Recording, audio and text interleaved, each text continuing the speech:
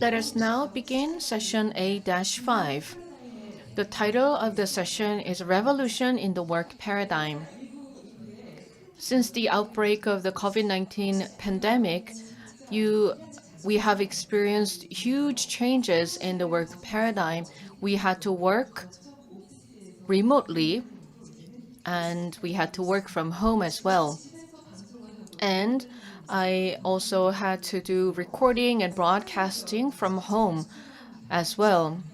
So it's not just about the change in where we work, the place of work, but also it has led to changes in the way we communicate and collaborate with our co-workers.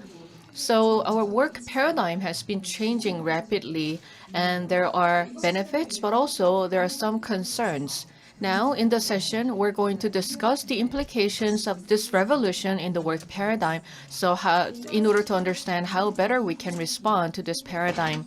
The moderator, the speakers for the session is Hyunhee, Head of Human Resources at IBM Korea, Steve Park, Director of Public Policy, Korea Japan Meta, Han Hyunju, Chief Marketing Officer of Naver Cloud, and Gerald Kane, Professor at Boston College. And this session will be moderated by Professor Park Jaemin.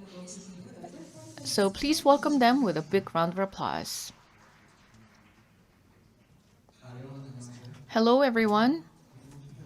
In this session, we're going to be discussing the revolution in the work paradigm. I am Park Jaemin. I will serve as the moderator. Let me introduce myself. Currently, I am working at Konkuk University. Last year and the year before, I had an opportunity to lead the session on the changes in the work paradigm at the Global HR Forum 2020 and 2019. So I'm very honored and pleased to be back here. And I have also been writing a column in a daily newspaper for the past year. And serico.com is where you can see some article contributions that I've been submitting. And also, there is a broadcasting program called Jaemin, and I'm the host of this show. And my name sounds actually similar to the name of this broadcasting program, so I've been doing that for some time. We will now go to Mr. Han Gun-ju of Naver Cloud. Please welcome him with a big round of applause. He will talk to us about increasing the efficiency of hybrid workplace using Naver Cloud. Thank you very much. As have been introduced, I am Han Gun-ju of Naver Cloud. First of all, thank you very much for inviting me and Naver to talk about our company. It's an honor to be invited. I thought about why I was invited to this forum. I think this is because you are curious as to the changes that Naver went through before and after the pandemic. And so, let me take this opportunity to talk about the story of Naver.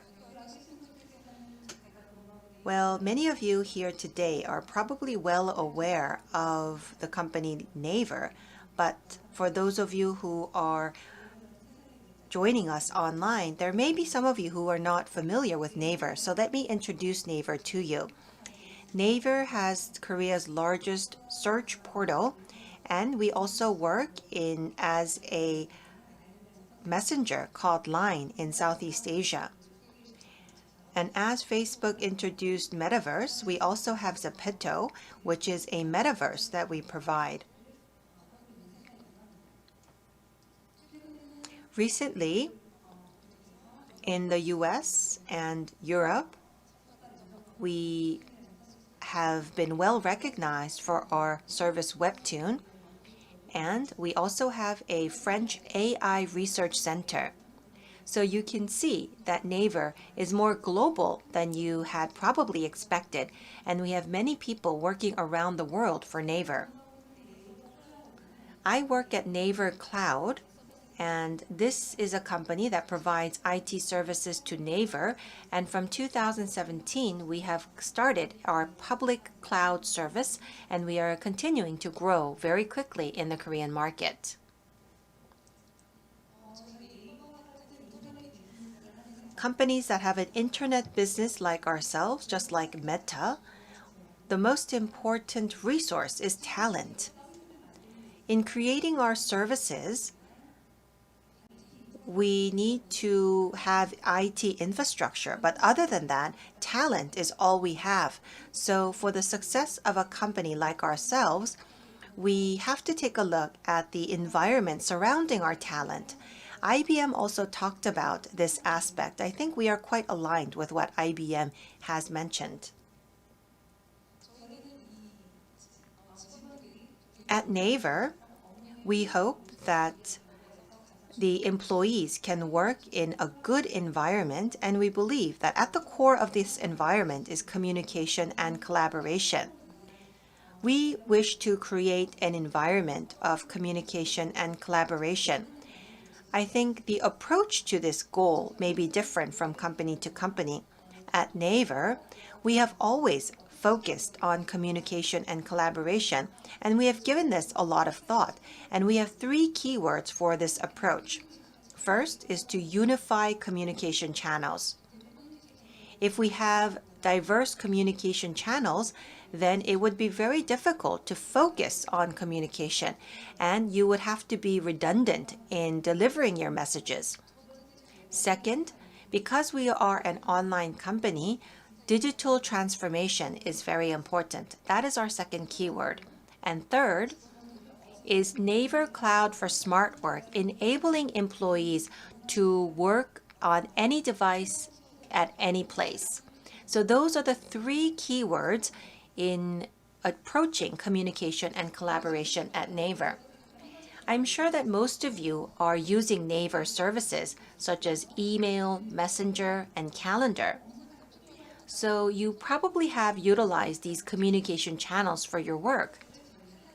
And we actually unify this into one single communication channel. Maybe you have your own messengers and email services, so you may think that there is nothing all that different. What we believe is that messenger should be at the core of communication. Important alerts are received through this messenger, and the results of the meetings are sent to us using the messenger channel. And we also have communication with different companies. And so sometimes you're not sure if the other person has read your message. That can be checked using this messenger. So we actually included a lot of edges for this unified communication channel at Naver. Along with communication, we also have digital transformation that is utilized for our work. We also have flexible working hours, and so you need a system to claim your working hours and also to claim your expenses. And because we are a company, we also have a system of approvals. And all of this is in a single channel. This is the approach from unifying a communication channel. So within a single app, we enable the employees to do most of their work.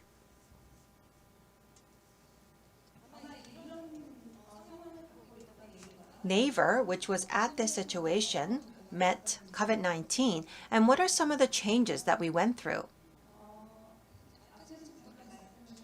As other people have mentioned, the 5-day work week took root in our society over 15 years. Working from home, remote working, we had to do this overnight, and it was a vast change that people found very difficult to get used to. But because we were already equipped with communication channels, it helped. But remote work was something that we had never experienced before. At global companies, they already were utilizing work from home or remote work, but there were not so many companies in Korea that had remote work in place before COVID-19. From day one, we had all employees working from home. I believe that there were so many Korean companies that were not prepared, and so they actually chose to work from home every other day. But because we were already equipped with online communication channels and also our app that we were using to do our work even at the office, we were able to conduct work from home from day one. I would like to share an episode with you. Ever since everyone started to work from home, a broadcasting network wanted to film whether we were actually working from home. At the office, there was no one there, and the journalist said, Did you ask everyone to stay at home for this interview? Well, that is to the extent that work from home was very unfamiliar within the Korean culture. As I mentioned before, using communication channels alone was not sufficient, and that is why we have added IT solutions. We added AI solutions, for example, for communication channels. Many people have video conferencing these days, and video conferencing has become the norm now. But after video conferencing, we have the juniors typing out meetings to the meeting, but we have Clova Note that we are using that can create the minutes to the meeting automatically. It is in the beta version, but if we are communicating with employees in Japan or the US, we also have a system to provide simultaneous interpretation using AI. In the past, we would hire interpreters, but this AI translation would actually turn voice into text to provide translation. So we are providing these solutions so that the employees can work more productively using IT solutions. This is not something that only Naver is using, but we hope that we would be able to spread these solutions to other companies as a responsible leading company in Korea. So we hope that in the future, we will be able to share these solutions with other companies in Korea. In this environment where remote work and work from home is the norm now, I believe that these technologies could be helpful to other companies as well. Until the year end, we will be working from home, and next year, we have not announced our plans yet. But many of the employees believe that there will be hybrid work where they will work a certain part of their work week at the office and a certain part of their work week at home. And as we have seen in the IBM survey, there are employees that prefer to work at the office, and there are other employees who prefer to work at home. We need to prepare for the time when employees will come back to the office. We will soon be opening our new building. Inside that building, we will have robots, cloud, and AI working together to create a smart building. And the smart building is waiting to welcome our employees. A lot of the non-face-to-face platforms are included in this smart building. For example, receiving packages and receiving coffee will happen using robots. And when we conduct meetings, we will be utilizing robots and AI. I missed to mention that one of the smart ways of working at Naver is this. This is something that is a favorite of mine, so I would like to introduce that before I end my presentation. We have a strong messenger channel and a messenger culture. I mentioned that Messenger is the main part of our lives. Well, when someone is not at the desk, we would say, oh, I'm just going to wait a bit until they return. But because we are not together, we are not sure if they are at the desk. Well, an employee can put on the messenger, well, I'm going to the hospital for an hour. I will be back in an hour. Or I need to concentrate on what I do alone for the next 2 hours. So we could say that on the messenger channel. So in the past, we had to try and guess what they were doing, but now we have a more natural way and a practical way of sharing our situations. You may think that this is only possible for global companies equipped with immense IT infrastructure, but I would like to mention that Korean companies are now becoming more and more prepared. And if there are difficulties along the way, I believe that we can work together to find solutions. Thank you very much. Thank you. 네, 새로운 일하는 Thank you very much. It was Naver's practice and approach to new ways of work. Last but not least, we have with us Professor Kane from Boston College. So, Professor Kane, are you there? Can you hear me? 네, 저희 모두 교수님을 Yes, we look forward to your presentation. So, transformation myth, please go ahead.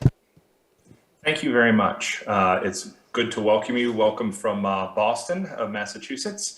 And I'm actually presenting the results of two sets of research, the technology fallacy and the transformation myth. And what this research is a joint research initiative between MIT Sloan Management Review and Deloitte. And for 5 years, we investigated how companies were adapting to a digital world. We interviewed over 20,000 people or surveyed over 20,000 people globally, interviewed over 100 business executives. And as you see from these statistics on the right, about a third of these were from inside the United States and about 2/3 were outside the United States. And the key question we asked was, where does imagine an ideal digital company, and how close does your company come to that ideal on a scale of 1 to 10? With a 10 being as close to that ideal as possible, and a 1 being as far from that ideal as one might think. And the results were fairly normally distributed. We had about 45% put themselves in the middle, and we call these developing companies. On those that would say we're far away from the ideal, a 1 to 3, about 25% said that they were early. And then about 30% said we were a 7 or above, we are maturing. And most of our research revolves around this question. Then in March of 2020, we were in a meeting for a follow-up book to our research. Our first book is called The Technology Fallacy, and the second is The Transformation Myth. And in March of 2020, we realized that the world was undergoing a profound shift, and we proposed to our editors that we study how companies were adapting to that shift, because we were finding that many of the insights we had in the Technology Fallacy, our first book, which how companies were dealing with digital disruption, were playing out as being very relevant to the challenges they were dealing with respect to COVID. And we wanted to understand why that was the case. Our working hypothesis here is that really we're looking at two sides of the same coin, or two types of disruption. On the one hand, with digital disruption, we have what we call chronic disruption, much like a chronic medical condition. These disruptions are slow building and persistent. They're not always obvious. They require sustained treatment and must be tolerable over time. And they're long lasting and cannot simply be cured. In contrast, what we were dealing with COVID was an acute disruption. It was sudden, rapid, often severe onset. It was obvious and attention grabbing. We had no choice but to deal with the crisis ahead of us. It requires a rapid and typically dramatic response, and it's temporary, although they can develop into acute conditions. One thing that surprised me in this research was one, how much of our findings about digital disruption still applied to what was dealing with COVID. And here you see a quote from Janet McLaurin from Gensler. And she said, the whole pandemic has been an accelerant for things that were bubbling up pre-pandemic. It didn't really change much. It just meant we had to move a lot faster with our digital plans. And I was surprised at how many of the executive leaders we spoke to saw COVID as a real opportunity to move digital change forward in their companies. So we've published 2 books out of this. The first is the Technology Fallacy, which was published in 2019. And the most recent is the Transformation Myth, just published in September, where we dig into how companies are responding to COVID and the lessons we could learn about that coming out of the pandemic, hopefully. These 2 books taken together address what I call the 2 lies of digital transformation. One is that digital transformation always involves implementing digital tools. And that's the message of the technology fallacy. Because many of the more difficult things with respect to digital transformation is about culture, is about strategy, is about leadership, and may not involve technology at all. The second lie of digital transformation is that it involves a single transformation, that you go in, you do a digital initiative, and now you are a transformed company. What we found in the transformation myth is that it was really not just about COVID. It was about multiple layers of disruption, whether it be COVID, whether it be George Floyd and racial injustice, whether it be climate change, whether it be digital disruption. All of these were happening at the same time. And our thesis is really disruption is this new normal. And leaders are going to be needing to deal with disruption throughout their future. We had a nice quote from the CIO of CarMax, who actually said in 2016, I don't know what the world is going to be like in the next 3 to 4 years, but I do know it's going to be characterized by rapid change, and I need to prepare my company for that change. So first, we're going to deal with how companies navigate disruption. And one of the key thrusts of our research was the importance of mindset. So before the pandemic, we asked respondents, to what extent is your company going to be in a stronger or weaker position going forward as a result of digital trends, and why? And what was really remarkable here was the companies that said we were going to be in a weaker condition going forward blamed it on market conditions. Or competitive forces. Those who said we were going to be stronger going forward said we were going to be able to develop the digital capabilities that we need to thrive. And in fact, we go back to the work of Stanford psychologist Carol Dweck, who talks about the difference between fixed and growth mindset. Fixed mindset people believe that skills and talents and abilities are innate, and your success or failure has a lot mostly to do with your external environment. In contrast, growth mindset people believe that growth skills and success are a result of hard work, and you can make the effort necessary to become stronger and thrive. And we apply those concepts at the organizational level.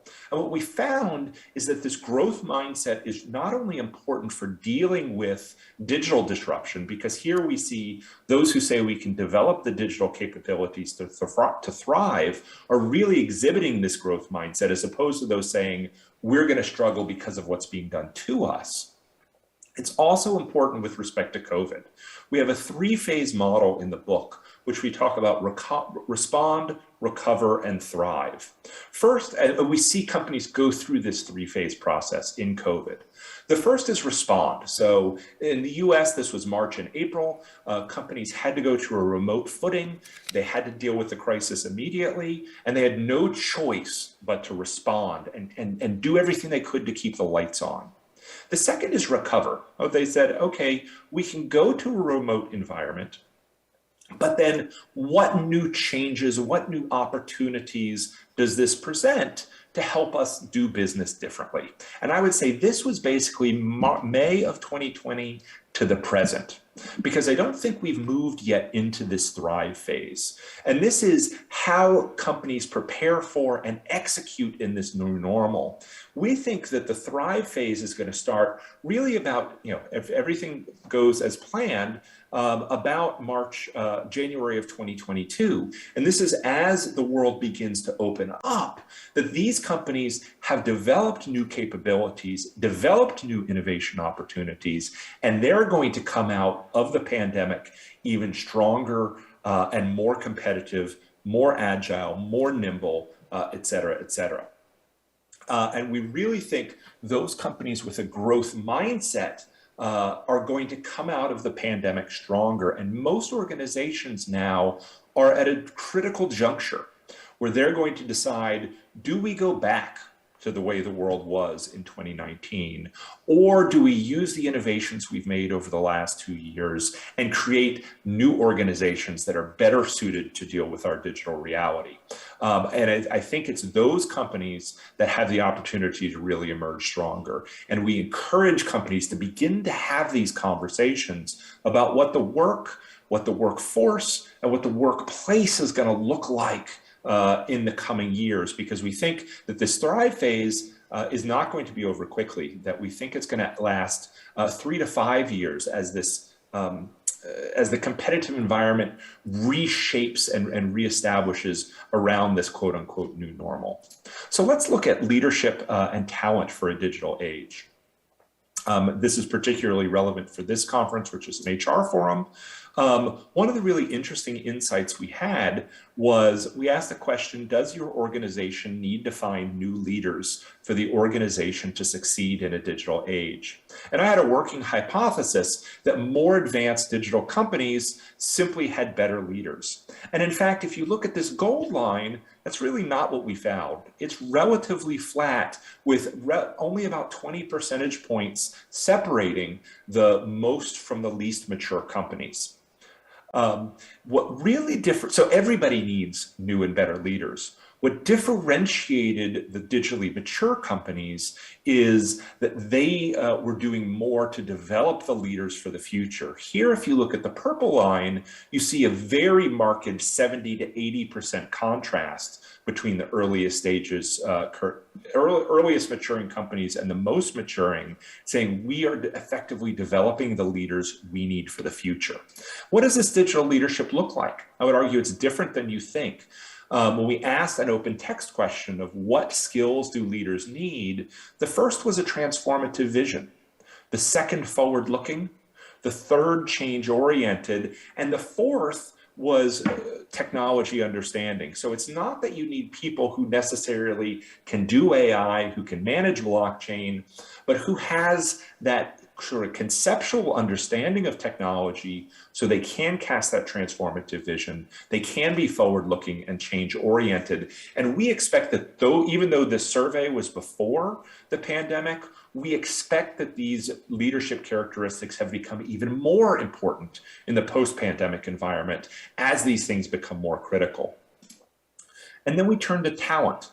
We have the old joke, if the chief financial officer said, what if we train people and they stay? But the chief executive officer, or what if we train people and they leave? And the chief executive officer says, what if we don't and they stay? Here we have a very similar breakdown to what we saw before. Is, does your organization need a significantly new or different talent base to compete effectively in the digital economy? We see that that is a relatively flat line, never going below 50%. 50% or more of all companies say we need more better talent. And then yet in the maturing companies, they say, my organization's embrace of digital is attracting new talent. There's where we see a strong differentiation. And as we go into what is being called the Great Resignation or the Great Reshuffling, the companies that do think about the workplace that they need to be more attractive to employees, the workplace that does train and equip their employees to succeed in a digital world, are going to be able to be that talent magnet to get the best of the employees as they reshuffle to find the workplaces that they're most interested in. And as we look at where companies find talent, Early stage companies tend to hire consultants, or my favorite is number two, they don't know where they're getting better employees. Whereas developing and maturing companies, they are developing the employees they need to for the future. They're developing training, they're creating a work environment for people to grow. And then if you look at the maturing company, the second most common answer is, where do we find our strengthened digital innovation capabilities? We recruit digital employees. So these maturing companies know that employees want to come work for them, and they're recruiting their other companies' best employees away. And so those companies with the opportunity to leave are going to gravitate toward the companies that give them the most opportunity to thrive in the future. Last but not least, we find that those who are the most mature actually make really good use of their talent. If you look at the red line, do you lack, and that's at the bottom, do you lack sufficient talent to support your organization's digital business strategy? That goes down as maturity increases. And as it goes down, these companies provide employees with the resources and opportunities to thrive, and they effectively utilize the digital skills and knowledge and experience held by employees. It's not that they have better employees, but they're making better use of the employees that they have. Last but not least, how do you get there? How do you become a digital organization? So we actually began to study the culture of digital organizations. And I had the hypothesis that digitally maturing companies would have different types of digital cultures. And in fact, that's not what we found. We found that digitally maturing company has had a very common set of cultural characteristics, such as actively increasing agility, encouraging experiments and continual learning, recognize and rewarding collaboration, accepting risks of failure, and increasingly organizing around cross-functional teams. So when companies ask me where they can start with respect to digital maturity, I say, don't start with the technology, start with these things, because I don't know what technology you need. That's going to vary by company, that's going to vary by industry, that's going to vary by competitive position. But I do know that digitally mature companies are going to need all of these characteristics. And in fact, what we're finding is that this digital maturity is actually intentional, these cultural characteristics. Among the most maturing companies, 80% say we're actively implementing initiatives to strengthen these cultural characteristics, whereas only 23% of early stage companies are. Likewise, these digitally maturing companies are more likely to be investing in these initiatives as they go forward. Lastly, digital culture, they're using this digital culture to drive business adoption. When asked, how do you drive your digital change? Early stage companies say we mandate it from the management. Developing companies say we inspect employees to be motivated to embrace digital business opportunities, and maturing companies say that we create the strong digital business culture that strives for risk-taking, collaboration, agility, and continuous learning. So this begs the question, if digitally mature companies have a particular cultural set of characteristics, if they're more likely to be investing in those sets of characteristics, and they're using those characteristics to drive change, are we going to see a phenomenon where the rich get richer, where the digitally mature companies just pull away as they gain momentum? Or, and this is the big question at this point, will COVID enable the companies that are not as mature to begin to build momentum?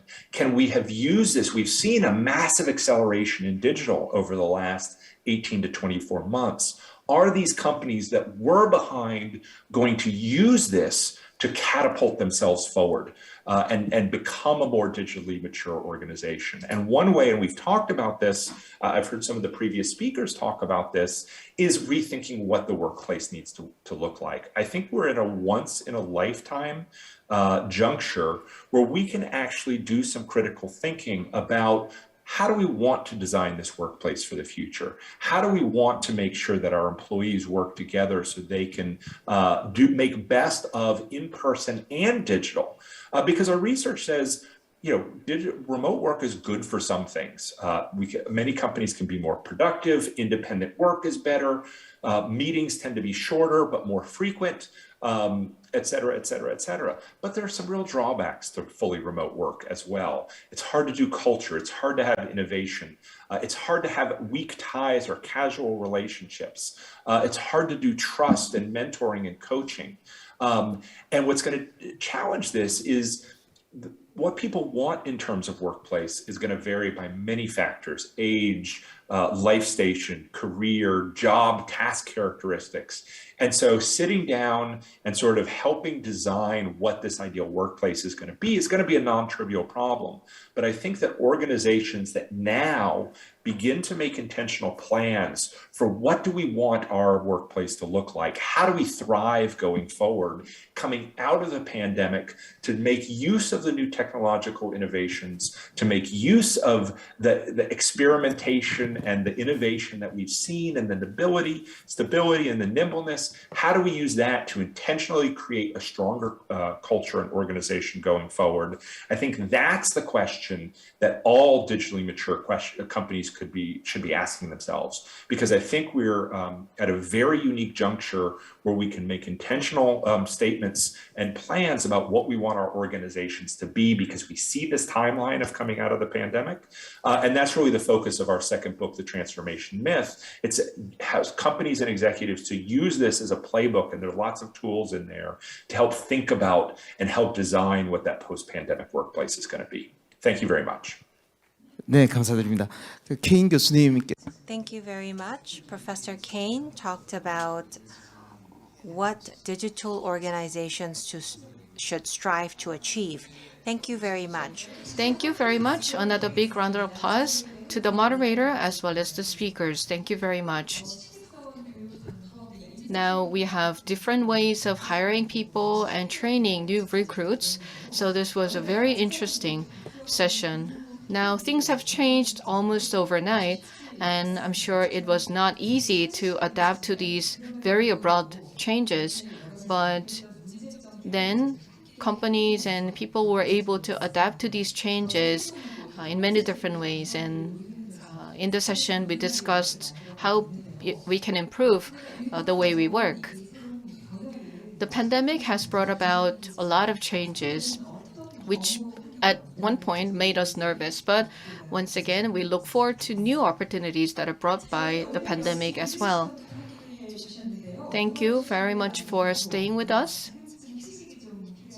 It is time to take a break, so we will have a lunch break, and the next session will begin at 2 p.m. For those who signed up for the lunch, then please go to the art hall on the 4th floor and submit the lunch voucher and pay for it, and then enjoy your lunch. For those who have not yet purchased the lunch voucher, you can go out in the foyer and buy lunch coupons. Enjoy your lunch, and I'll see you back here at 2. Thank you.